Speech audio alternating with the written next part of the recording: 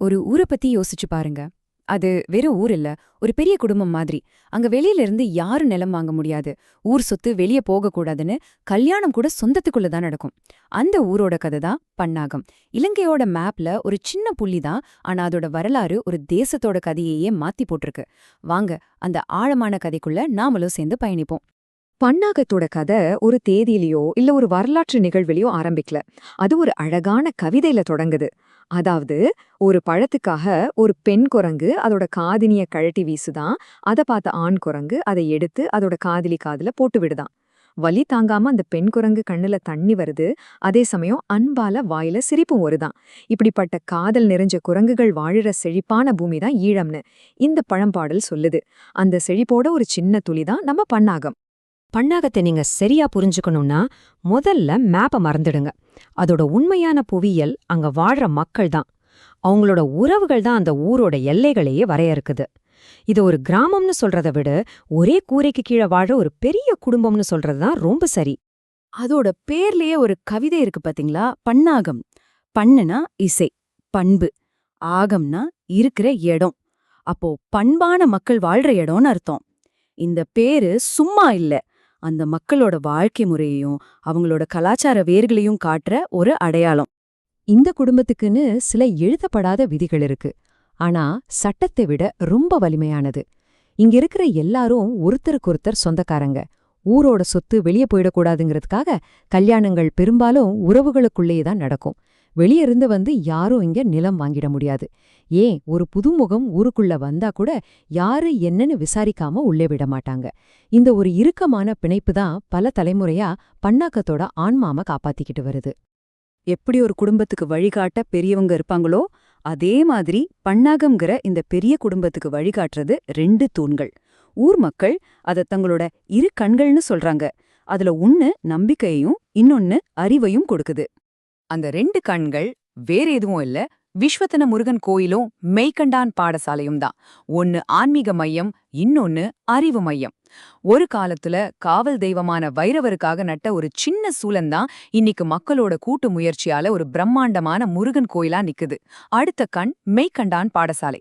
1925ல மலேசியாவில வேலை செஞ்ச ஊர்க்காரங்க அனுப்புன பணத்துல முருகேசு கந்தையாங்கிறவரால ஆரம்பிக்கப்பட்டது. ஆக நம்பிக்கையும் கல்வியும் தான் இந்த ஊரோட அசைக்க முடியாத அஸ்திவாரம். பன்னாகத்தோட கதையில இன்னொரு முக்கியமான கதாபாத்திரம் இருக்கு. அது ஒரு மரம். ஆனா வெறும் மரம் இல்ல, அது அந்த மக்களோட வாழ்வாதாரம்.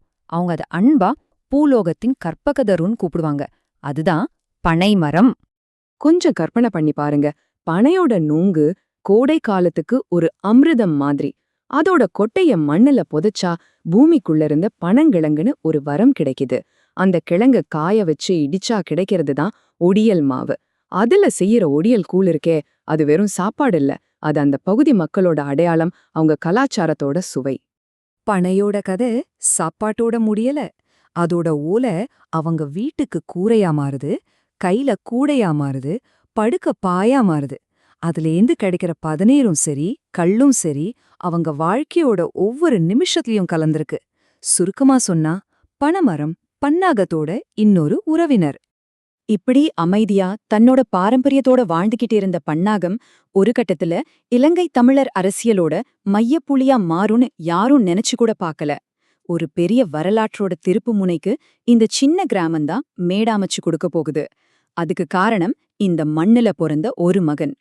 அவரோட பேரு அப்பா பிள்ளை அமிர்தலிங்கம். பன்னாகத்துல பிறந்து சட்டம் படிச்சு அரசியலுக்கு வந்து 1977ல இலங்கை பாராளுமன்றத்தோட எதிர்க்கட்சி தலைவரா ஆன முதல் தமிழர்னு சரித்திரம் படைச்சவர். இந்த மண்ணோட மைந்தன் இந்த ஊரோட பெருமைய தேசத்தோட தலைநகரம் வரைக்கும் கொண்டு போய் சேர்த்தார். 1976 இந்த வருஷம் பன்னாகத்தோட கதையை மட்டும் மாத்தல, ஒரு இனத்தோட அரசியல் பாதையையே திசை திருப்புச்சு. இந்த வருஷத்துலதான் அந்த வரலாற்று முக்கியத்துவம் வாய்ந்த நிகழ்வு இந்த கிராமத்துல நடந்தது. எங்களுக்கான வழியினை நாங்களே வகுத்துக் கொள்கிறோம். இந்த ஒரு வரிதான் அன்னைக்கு அங்க ஒளிச்சும் முழக்கம். தேதி மே 14, 1976. இடம் பன்னாகம் மெய்கண்டான் பாடசாலை. அங்குதான் நிறைவேற்றப்பட்டது புகழ்பெற்ற வட்டுக்கோட்டை தீர்மானம். அந்த தீர்மானம்தான் முதல் முறையா தனித்தமிழீழம் வேணுங்கிற கோரிக்கைய அதிகாரப்பூர்வமா முன்வச்சது. தந்தை செல்வா தலைமையில அமிர்தலிங்கம் படிச்ச அதே பள்ளிக்கூடத்துல அந்த தீர்மானம் நிறைவேற்றப்பட்டுச்சு.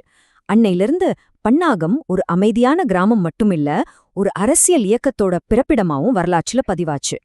சரி, இவ்ளோ பெரிய ஒரு சரித்திர நிகழ்வுக்கு பிறகு அந்த ஊருக்கு என்னாச்சு? போர், இடப்பெயர்வு, நவீன உலகத்தோட மாற்றங்கள்னு எத்தனையோ புயல்களை சந்திச்ச பிறகும் பன்னாகம்ங்கிற அந்த குடும்பத்தோட பிணைப்பு இன்னிக்கும் எப்படி தொடருது? முன்னெல்லாம் ஊருக்குள்ள விவசாய சங்கம், மாதர் சங்கம், வாலிபர் சங்கம்னு பல சங்கங்கள் இருந்து ஊரை ஒரு தன்னிறைமான கோட்டை மாதிரி பாதுகாத்துச்சு. ஆனா இன்னைக்கு ஊர்க்காரங்க கனடா, பிரான்ஸ், சுவிட்சர்லாண்டுன்னு உலகம் பூரா செதறி வாழ்றாங்க. ஆனாலும் அந்த பிணைப்பு அருந்து போகல. அந்த குடும்பம் இப்ப இன்னும் பெருசாயிடுச்சு. பன்னாகம்.com மாதிரி இணையதளங்கள் மூலமா அவங்க உலகத்துல எந்த மூலையில இருந்தாலும் இன்னைக்கும் பன்னாகத்தவரா ஒன்னா இணைஞ்சிருக்காங்க. அப்போ கடைசியா பன்னாகத்தோட கதை நமக்கு என்னத்த சொல்ல வருது? ஒரு சின்ன கிராமத்தோட இந்த நீண்ட பயணம் நமக்கு விட்டுட்டு போற பாடம் என்ன? பன்னாகத்தோட கதை மீண்டு எழுவதோட கதை.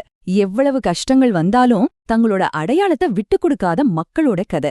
இது அவங்க கலாச்சாரத்தின் மேல அவங்க வச்சிருக்கிற பெருமிதத்தோட கதை. எல்லாத்துக்கும் மேல இது ஒற்றுமையோட கதை. ஒரு சமூகம் ஒன்னா நின்னா ஒரு சின்ன கிராமம் கூட ஒரு தேசத்தோட சரித்திரத்தை எழுத முடியுங்கிறதுக்கு பன்னாகம் ஒரு வாழும் சாட்சி. கடைசியா இந்த ஒரு கேள்வி நம்ம மனசுல எழும்புது.